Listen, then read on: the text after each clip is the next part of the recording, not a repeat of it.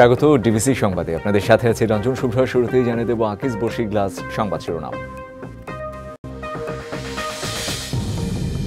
জনগণের জন্য রাজনৈতিক দলগুলো কি করবে সে আলোচনা চান তারেক রহমান। মুক্তিযুদ্ধের সাথে ২৪কে মেলানোর বিরুদ্ধে বিএনপি।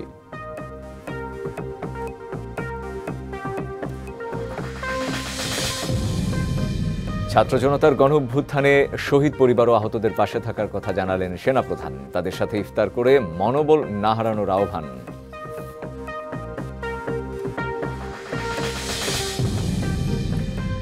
পুড়ছে বিশ্ব ঐতিহ্য ও বাংলাদেশের প্রাকৃতিক ঢাল সুন্দরবন। একদিনের ব্যবধানে ২ জায়গায় আগুন, ক্ষতিগ্রস্ত ৩ একর বনভূমি।